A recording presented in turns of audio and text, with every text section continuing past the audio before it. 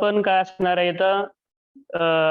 इथं पण काय असणार आहे 100 मार्काचा पेपर असणार आहे, 100 मार्काचा पेपर असणार आहे. ओके, त्या 100 मार्क मध्ये काय 70 मार्क्स काय असणार आहे इथं थेअरी एक्झाम असणार आहे तुमचं, आणि 30 मार्क्स काय असणार आहे इथं प्रोग्रेसिव्ह असेसमेंट असणार आहे.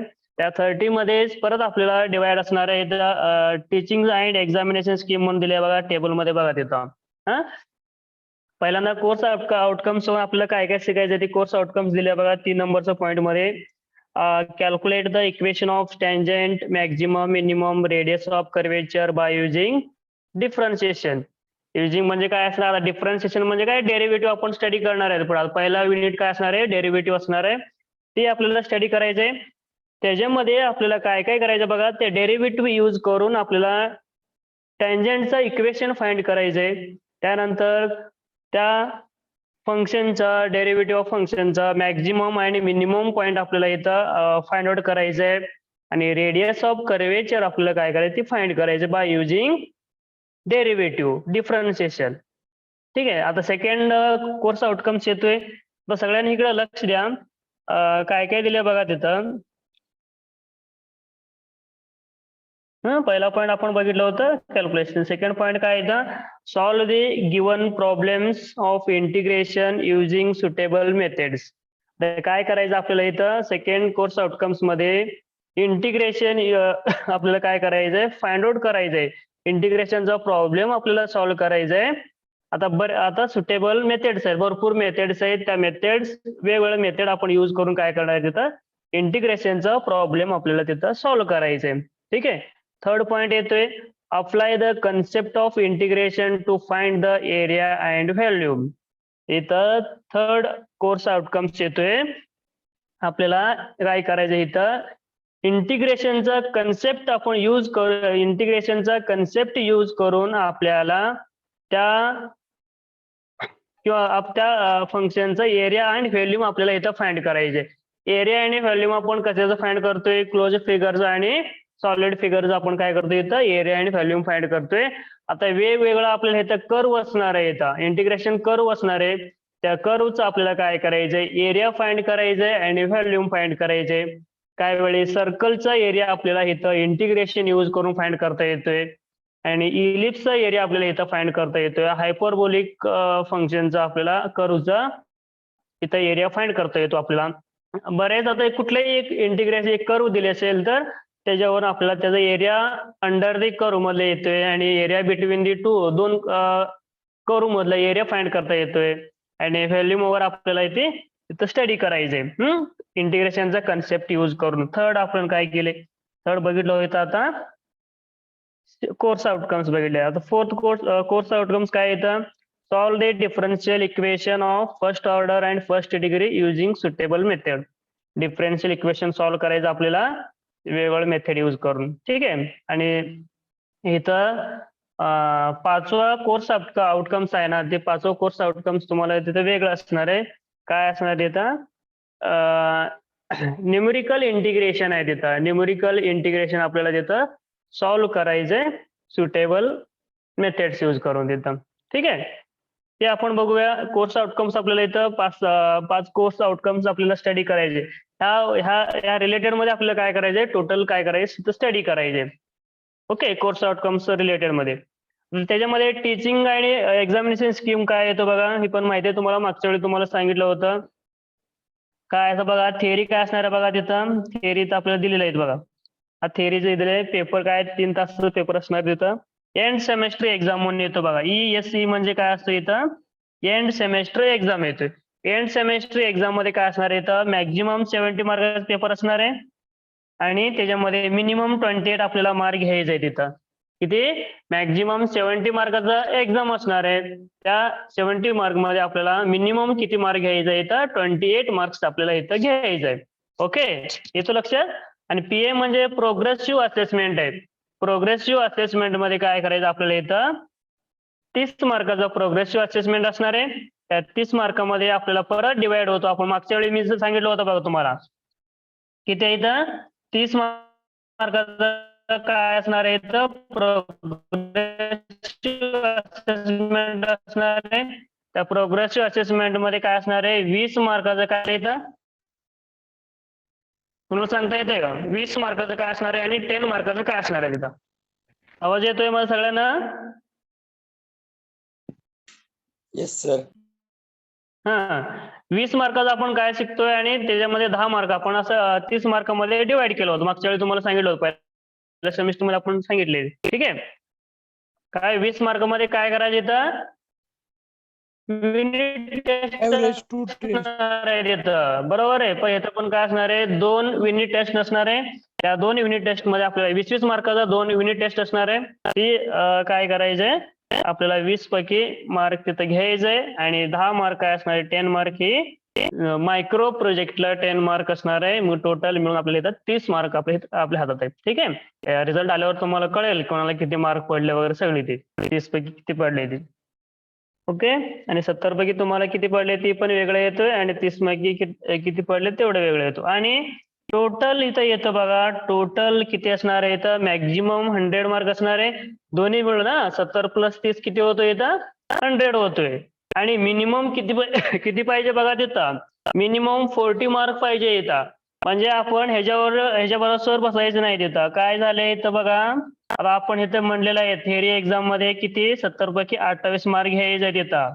ओके. थेअरीला किती 70 पैकी 28 मार्क घ्यायचे. पण इथं मिनिमम प्रोग्रेसिव्ह असेसमेंट मध्ये तुम्हाला तिथं मिनिमम 0 म्हणलेलं आहे तिथं. मिनिमम 0 म्हणले याचा अर्थ नाही की आपण 0 मार्क घेतले तरी आपण पास झालोय. पण इथं जर तुम्ही 0 मार्क घेतले, इथं मिनिमम मार्क ठिकाणी जर तुम्ही 0 मार्क जर घेतले, मग तुम्हाला तिथं प्रॉब्लेम येतोय. इथं मिनिममचा आकडा कुठं जातोय? इथं मिनिममचा आकडा तुमचा इथं 40 ला जातोय. येतो लक्ष सगळ्यांना? 70 पैकी तुम्हाला त्यावेळी तुम्हाला 40 मार्क घ्यावे लागते. तरच तुम्ही इथं टोटल मध्ये पास होऊ शकता. त्यासाठी काय करायचं इथं? प्रोग्रेसिव्ह असेसमेंट मध्ये पण इम्पॉर्टंट आहे आपल्याला. प्रोग्रेसिव्ह असेसमेंट पण इम्पॉर्टंट आहे. 30 पैकी आपल्याला मिनिमम किती मार्क घ्यावं लागेल इथं? मग मिनिमम आपल्याला इथं 12 मार्क घ्यायचं इथं मिनिमम 0 दिले चालते, 0 पडले तरी तुम्हाला चालते. पण इथं जर तुम्ही मिनिमम 0 मार्क घेतले इथं, मग इथं तुम्हाला 28 ठिकाणी काय घ्यावं लागेल? तुम्हाला इथं 40 मार्क घ्यावं लागेल. 28 पैकी तुम्हाला 70 पैकी तुम्हाला किती मार्क घ्यावं लागेल तिथं? 40 मार्क. 40 मार्क जर पडले तुम्हाला, जर तुम्ही पास होताय, तर 70 पैकी तुम्हाला 28 मार्क पडले आणि इकडे मिनिमम 0 मार्क असेल तुम्हाला, काय होतो इथं? 28 + 0 किती होतो इथं? 28 + 0 म्हणजे 28 झाले. पण आपल्याला मिनिमम किती पाहिजे इथं? 40 मार्क पाहिजे.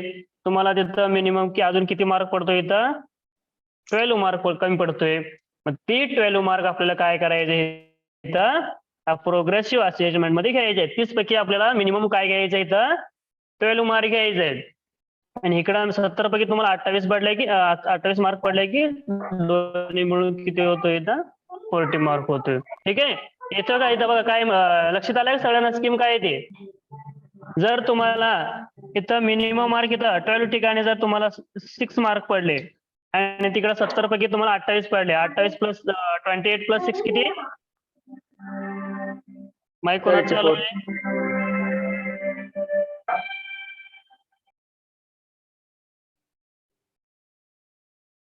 कोणाचं माईक चालू होतं आता?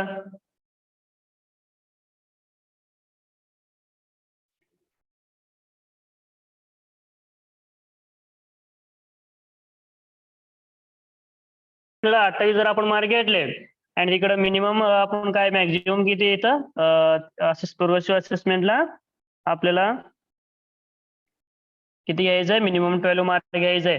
जर समजा तुम्ही जर इथं मिनिमम 12 इथं 30 पैकी तुम्हाला जर समजा 6 मार्क पडले, 30 पैकी तुम्हाला काय 6 मार्क पडले आणि तुम्हाला 28 इकडे पडले 70 पैकी, 28 + 6 किती होतोय? 34 होतोय. 34 असेल तर तुम्हाला इकडे 28 पडलेले थेअरी पेपरला, तरी तुम्ही काय होता इथं टोटल मध्ये 34 मार्क येतोय. त्यामुळे तुम्ही इथं फेल होऊ शकता. फेल म्हणून असं येते तिथं. ओके.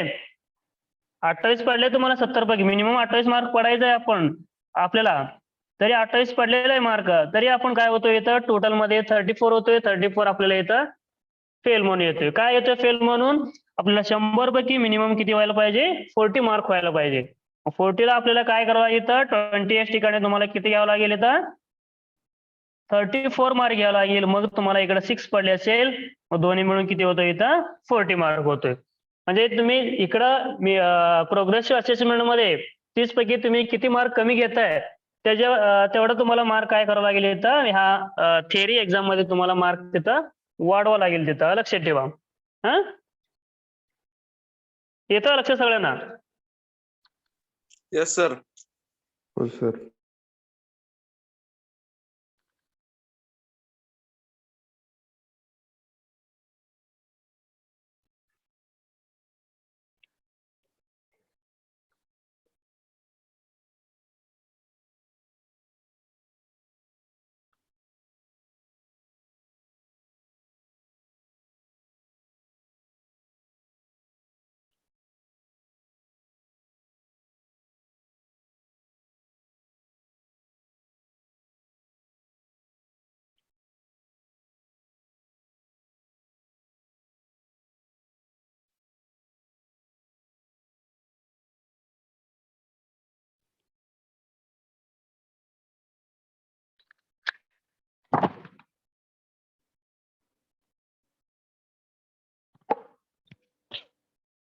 पीडीएफ क्लिअर दिसतंय का सगळ्यांना?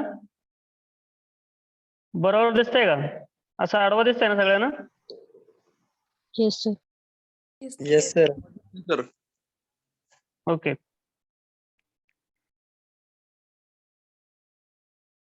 तर टीचिंग स्कीम कळल्यानंतर आपण काय करणार आहे पुढे आता?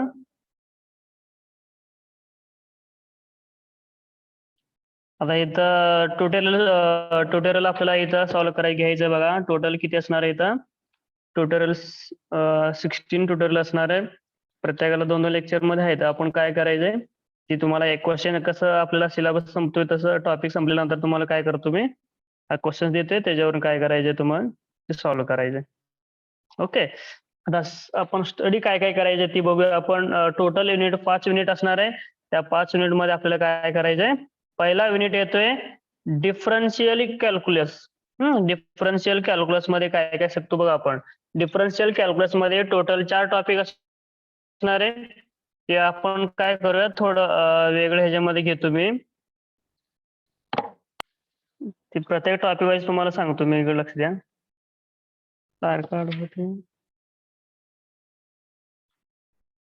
आणि मायक्रो प्रोजेक्ट सब्जेक्ट काय काय बघा सांगतो इथं बघा. मायक्रो प्रोजेक्टचा सब्जेक्ट इथं बघा, इथं सगळं दिलेलं आहे बघा इथं. सजेस्टेड मायक्रो प्रोजेक्ट म्हणले दिलेलं आहे इथं. तुम्ही ह्याच्यामधलं काय करा ते खाली दिले बघा, ह्याच्यातलं तुम्ही करू शकता. Prepare the models using concept of tangent normal to bending of road in sliding of vehicle. Study करा ह्याच्यातलं बघा मायक्रो प्रोजेक्ट कुठलं चांगलं वाटतं तुम्हाला तयार करा. काय करायचंय त्याच्यावरनं एक मायक्रो प्रोजेक्ट तुम्हाला बनवायचंय. मॉडेल्स बनवा किंवा चार्ट्स बनवा. फॉर्म्युलावर चार्ट देतो मी, त्या फॉर्म्युलावरती चार्ट वगैरे तुम्हाला बनवायचे. Okay okay.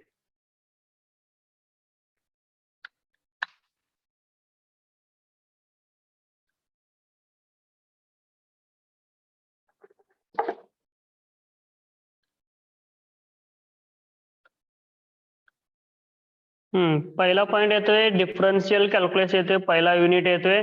त्या पहिला युनिट मध्ये किती टॉपिक असणार आहे इथं? टोटल 3 टॉपिक असणार आहे. पहिला टॉपिक येतोय फंक्शन्स अँड लिमिट्स येतोय. फंक्शन्स अँड लिमिट्स हा पहिला टॉपिक आहे. इथं 2 मार्कला टॉपिक येतोय, त्याच्यावरती एक क्वेश्चन असतोय किंवा ठीक आहे. Concept of function and simple example येतोय किंवा concept of limits without example आहे. लिमिट्स इथं काय आपल्याला फक्त कन्सेप्ट बघायचंय आणि फक्त इथं टॉपिक कसं स्टडी करायचं आपल्याला फंक्शन टॉपिक स्टडी करायचे. त्या फंक्शन टॉपिक मध्ये आपल्याला एक 2 मार्काला क्वेश्चन येतोय. स्क्रीन दिसत नाही का? दिसते सर. आता दिसते sir. Okay.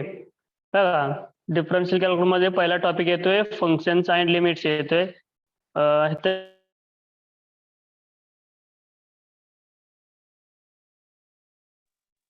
Concept of functions, त्या फंक्शनचा कन्सेप्ट बघायचा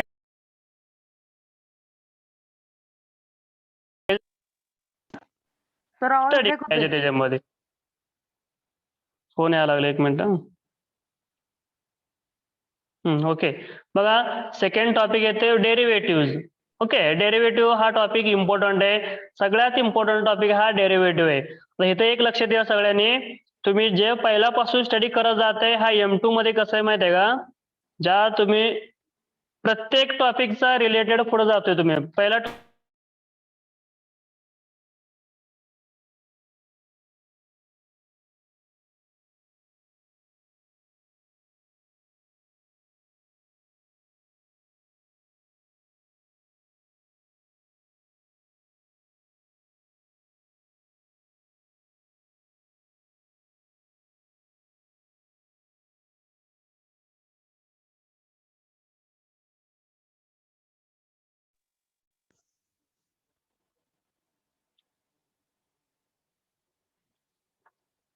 ठीक आहे, आवाज येतोय माझा क्लिअर? आता बघा, आता हा M2 मध्ये, आता M1 मध्ये कसं होतं, आपण सगळे बेसिक शिकत होतो आपण तिथं, बरोबर आहे. प्रत्येक टॉपिक वेगळा असणार आहे, तिथं आपण स्टडी करत होतो. डिटर्मिनंट झालं, मॅट्रिक्सवर वेगळं आपण स्टडी केलं तिथं. इथं कसं नाही, इथं तसं नाही. इथं कसं आहे माहिती आहे का, एका टॉपिकचा रिलेटेड दुसरा टॉपिक येते. पहिला टॉपिक जर तुम्हाला समजले, दुसरा टॉपिक समजतोय. दुसरा टॉपिक जर समजले तुम्हाला, तिसरा टॉपिक. सर माईक बंद झाला तुमचा.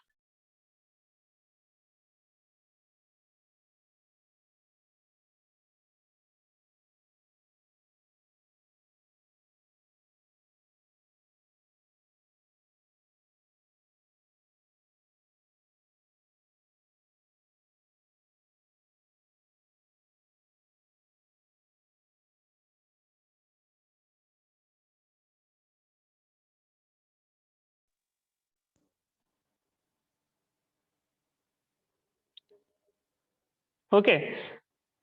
बघा इथं काय, डिफरन्शियल कॅल्क्युलस जर तुम्हाला कळाले, त्यानंतर तुम्हाला दुसरा युनिट समजतो आपल्याला. इथं आपण बघत जाऊया एक एक टॉपिक, कळेल तुम्हाला.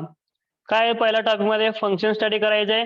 ज्यावेळी तुम्हाला फंक्शन समजतोय, फंक्शन म्हणजे काय, मग त्याच्यावरून तुम्हाला डेरिव्हेटिव्ह सॉल्व्ह करता येतोय. ओके, डेरिव्हेटिव्ह मध्ये आपल्याला स्टडी करायचंय, रूल्स ऑफ डेरिव्हेटिव्ह येतोय, such as sum, product, quotient of function.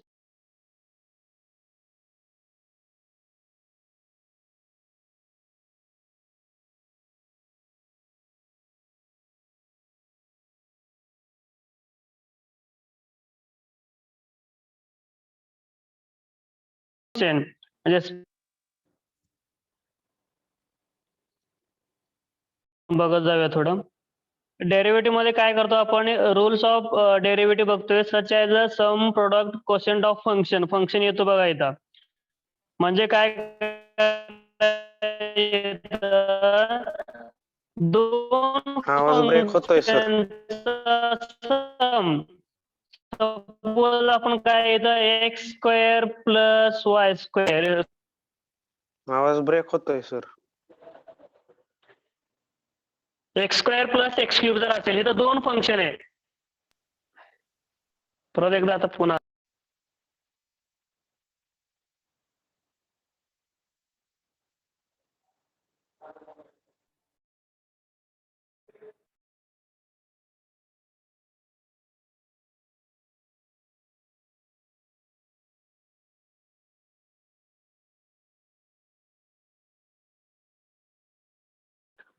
Okay. आता इथं sum of product and quotient of functions म्हणले तिथं, बरोबर. याचा अर्थ काय,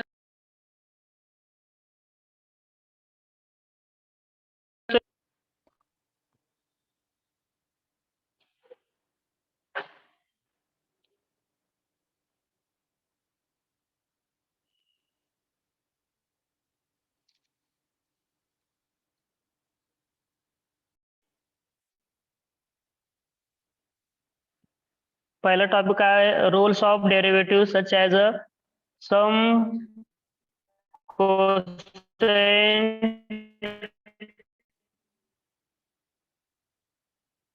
काय असणार इथं, दोन फंक्शनचा गुणाकार. लेक्चर चालू आहे माझं.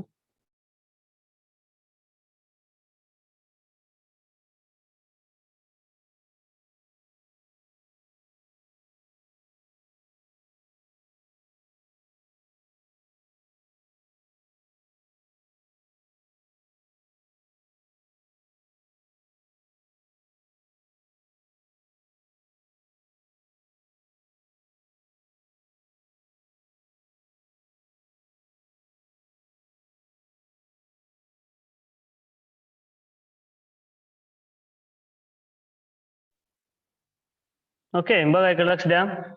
पहिला पॉईंट आपण rules of derivative such as a sum product quotient of functions बघतो. ठीक आहे. त्यानंतर काय करायचं इथं सेकंड पॉईंट होतोय derivative of composite functions implicit and parametric function येते. हे सगळे फंक्शनचं नाव येतं बघा. आपण जे फंक्शन येतं ह्याच्यामध्ये स्टडी करणार आहे. प्रत्येक पॉईंट आपण काय करणार आहे इथं टाइप्स ऑफ फंक्शन स्टडी करणार आहे. त्या टाइप्स ऑफ फंक्शन मध्ये काय येतोय कॉम्पोजिट फंक्शन येतोय, इम्प्लिसिटी फंक्शन येतोय, पॅरामेट्रिक फंक्शन येतोय, त्यानंतर लॉगॅरिथम फंक्शन येतोय, एक्सपोनेन्शियल फंक्शन येतोय. त्या प्रत्येक फंक्शनचं आपल्याला काय करायचं इथं डेरिव्हेटिव्ह फाइंड करायचंय.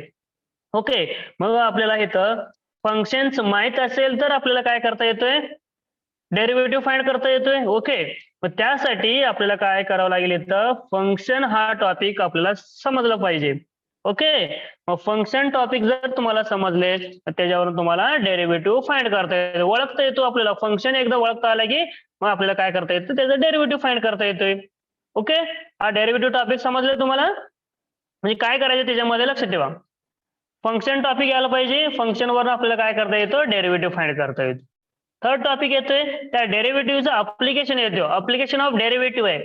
मग डेरिव्हेटिव्ह जर आपल्याला समजलं की त्याच्यावर अप्लिकेशन आपल्याला काय करता येतं फाइंड आउट करता येतोय. त्याचं अप्लिकेशन आपल्याला तयार करता येईल म्हणजे सॉल्व्ह करता येतो. Example that is second order derivative without example. Second order derivative आपण काय करतोय डेरिव्हेटिव्ह स्टडी झाल्यानंतर आपल्याला त्याचं अप्लिकेशन समजतोय. त्या आपल्या डेरिव्हेटिव्ह यूज करून काय करायचंय इक्वेशन ऑफ टँजंट आणि नॉर्मल आपल्याला तिथं फाइंड करायचंय. मागच्या वेळेला आपण स्ट्रेट लाईन मध्ये पण बघितलं होतं बघा. ओके स्ट्रेट लाईन मध्ये काय बघितलं होतं आपण इक्वेशन फाइंड करायचं आपण बघितलं होतं. वेगवेगळ्या मेथड बघितलं होतं आपण slope point form, double point, 2 point form वगैरे आपण काय केलं होतं तिथं बघितलं होतं. त्या पद्धतीने काय करायचं इथं डेरिव्हेटिव्ह यूज करून आपल्याला काय करायचं इथं स्लोप फाइंड करायचंय. आपण तिथं स्लोप कसं फाइंड करत होता 2 पॉईंट जर दिले असेल आपण फॉर्म्युला यूज करून काय करत होतो तिथं स्लोप फाइंड करत होतो. इथं काय करायचंय आपल्याला एक कर्व दिले असते तिथं लाईनचा कर्व दिले असते. त्या कर्वचं काय करायचंय पहिल्यांदा स्लोप फाइंड करायचंय. मग स्लोप आपल्याला माहिती आहे डेरिव्हेटिव्ह यूज करून काय करायचं इथं स्लोप फाइंड करायचंय. तर त्याच्यावरून त्याचं इक्वेशन फाइंड करायचंय. ठीक आहे आपण बघू स्टडी करता येतं नंतर आपल्याला. त्यानंतर थर्ड पॉईंट येतोय मॅक्झिमम आणि मिनिमम. हा डेरिव्हेटिव्ह यूज करून काय करायचं आपल्याला इथं मॅक्झिमम पॉईंट आणि मिनिमम पॉईंट आपल्याला त्या कर्वचं आपल्याला इथं फाइंड आउट करायचंय. नेक्स्ट पॉईंट येतोय रेडियस ऑफ कर्वेचर आहे. त्या रेडियस ऑफ कर्वेचर एक फॉर्म्युला आहे. त्या फॉर्म्युलावरून काय करायचं आपल्याला तिथं ते रेडियस ऑफ कर्वेचर फाइंड करायचं. ओके हा तिन्ही टॉपिक आहे इथं एकमेकांना रिलेटेड आहे. लक्षात ठेवा फंक्शन आलं की तुम्हाला डेरिव्हेटिव्ह येतोय, डेरिव्हेटिव्ह आलं की त्याचं अप्लिकेशन तुम्हाला सॉल्व्ह करता येतं. ओके आता सेकंड युनिट काय येतं बघा. हा टोटल तुम्हाला डिफरन्शियल कॅल्क्युलस किती मार्कच असणार आहे इथं 24 मार्काचं काय असणार आहे तुम्हाला हा पहिला युनिट असणार आहे. लक्षात ठेवा. नेक्स्ट येतोय इंटिग्रल कॅल्क्युलस येतोय. इंटिग्रल कॅल्क्युलस म्हणजे काय येतं हा डिफरन्शियल कॅल्क्युलेटचं काय असणार रिव्हर्स प्रोसेस असणार आहे. इंटिग्रेशन काय असणार हे हा डेरिव्हेटिव्हचा रेसिप्रोकल असणार आहे. रिव्हर्स प्रोसेस असतो सगळे. याचा आपण डेरिव्हेटिव्ह काढतोय त्या फंक्शनचा डेरिव्हेटिव्ह काढल्यानंतर जे आन्सर मिळतो ना त्या आन्सरचं इंटिग्रेशन काय असतं तिथं डेरिव्हेटिव्ह मध्ये क्वेश्चन असतोय. म्हणजे त्याचा रिव्हर्स प्रोसेस सगळी इंटिग्रेशनचा. म्हणजे तुम्हाला ज्यावेळी हा पूर्ण पहिला युनिट समजतोय पहिला युनिट जर तुम्हाला कळालं की मग आपल्याला काय करता येतं त्या इंटिग्रेशन तुम्हाला इथं स्टडी करता म्हणजे सॉल्व्ह करता येतो. बाकी सगळं सिंपल इंटिग्रेशन आहे, रूल्स ऑफ इंटिग्रेशन आहे आणि स्टँडर्ड फंक्शनचं इंटिग्रेशन आहे. ओके आणि मेथड्स ऑफ इंटिग्रेशन वेगवेगळे मेथड आहेत. त्या मेथड यूज करून काय करायचं इंटिग्रेशन फाइंड करायचंय. सबस्टिट्यूशन मेथड यूज करून काय करायचं इंटिग्रेशन फाइंड करायचंय. इंटिग्रेशन बाय पार्ट्स म्हणजे ते 2 फंक्शन मध्ये गुणाकार जर असेल त्यावेळी त्याचं इंटिग्रेशन कसं काढायचं. आणि पार्शियल फ्रॅक्शनचं तुम्हाला इंटिग्रेशन इथे काढायचंय. पहिल्या सेमिस्टर मध्ये जे आपण पार्शियल फ्रॅक्शन स्टडी केलंय त्याच्यावरून काय करायचं त्याचं ते पार्शियल फ्रॅक्शन यूज करून काय करायचं आपलं इंटिग्रेशन फाइंड आउट करायचं. ओके नेक्स्ट येतोय बघा अप्लिकेशन ऑफ डेफिनाइट इंटिग्रेशन आहे. इंटिग्रेशन जर एकदा समजलंय आपल्याला त्याचं डेफिनाइट इंटिग्रेशन आपल्याला फाइंड करता येतोय. डेफिनाइट इंटिग्रेशन मध्ये काय येतं सिंपल एक्झाम्पल्स आहेत आणि प्रॉपर्टीज ऑफ डेफिनाइट इंटिग्रेशन आहे विदाउट प्रूफ आहे आणि सिंपल एक्झाम्पल आहे. हे दोनच पॉईंट ह्याच्यावरती जा लक्ष ठेवायचं. इंटिग्रेशन हा इंटिग्रेशन कॅल्क्युलस आहे ना हा 14 मार्काचा आहे बघा. एवढं हे आपले इंटिग्रेशन कॅल्क्युलेशन हे सेकंड युनिट असणार आहे इथं 16 मार्काचा हा युनिट असणार आहे इथं. लक्ष 16 मार्काचा इंटिग्रेशन कॅल्क्युलेशन आहे. ओके. त्यानंतर काय असणार इथं थर्ड युनिट येतोय ऍप्लिकेशन ऑफ डेफिनाइट इंटिग्रेशन. हा 8 मार्काचा टॉपिक आहे. त्याच्यावरती आपल्याला काय करायचं इथं डेफिनाइट इंटिग्रेशन वर एक 6 मार्काला एक्झाम्पल असतोय. म्हणजे टोटल येतं याच्यावर काही वेळे तुम्हाला इथं 10 मार्काला येतोय, काही वेळ ऑप्शन एक क्वेश्चन असतो तिथं. ठीक आहे. म्हणजे ऍक्च्युअली मार्क किती आहे इथं 8 मार्क आहे इथं. हा दोन्ही टॉपिक मुळे ऍप्लिकेशन ऑफ डेफिनाइट इंटिग्रेशन आहे. हा डेफिनाइट इंटिग्रेशन वरती ऍप्लिकेशन आहे. That is area between two curves, area under the curve, volume of revolution. Integration use करून काय करायचंय ते एरिया फाइंड करायचंय आणि व्हॉल्यूम आपल्याला इथं फाइंड आउट करता यायला पाहिजे. ठीक आहे. स्टडी करूया आपण नंतर. फोर्थ युनिट येतोय. फोर्थ युनिट हा 8 मार्काचा टॉपिक आहे. First order first degree differential equation आहे. त्यावेळी तुम्हाला डेरिव्हेटिव्ह समजतोय. त्या डेरिव्हेटिव्ह समजल्यानंतर तुम्हाला हा डिफरन्शियल इक्वेशन आपल्याला इथं स्टडी करता येतो. Unit number 4 that is concept of differential equation येतोय. Order and degree of differential equation येतोय. फॉर्मेशन ऑफ डिफरन्शियल इक्वेशन आहे. सोल्युशन ऑफ डिफरन्शियल इक्वेशन येतोय. व्हेरिएबल सेपरेबल 2 मेथड आहे इथं आणि लिनियर डिफरन्शियल इक्वेशन. हा 2 मेथड यूज करून काय करायचंय त्या डिफरन्शियल इक्वेशनचं आपल्या इथं सोल्युशन फाइंड करायचंय. नेक्स्ट येतोय अप्लिकेशन ऑफ डिफरन्शियल इक्वेशन आहे. त्याचं डिफरन्शियल इक्वेशनचं अप्लिकेशन आहे ते आपण स्टडी करणार आहे. लक्षात ठेवा. आता हे पहिला 4 युनिट्स आहे ना, हा पहिला 4 युनिट्स काय असणार आहे इथं एका रिलेटेड मध्ये एक रिलेटेड म्हणजे दुसरा रिलेटेड असणार आहे. दॅट इज पहिला टॉपिकचा पहिला युनिटचा पहिला युनिट जर आपल्याला समजले दुसरा युनिट आपल्याला येतोय, दुसरा युनिट समजला की तिसरा युनिट येतोय. हा तिन्ही युनिट जर आपल्याला समजले मग आपल्याला हा चौथा युनिट इथं सॉल्व्ह करता येतो म्हणजे स्टडी करता येतो. ओके. त्यानंतर 5वा युनिट आहे. 5वा युनिट काय असणार आहे तुम्हाला प्रत्येक ब्रँचला वेगवेगळं असणार आहे. तुमचं ब्रँच इथं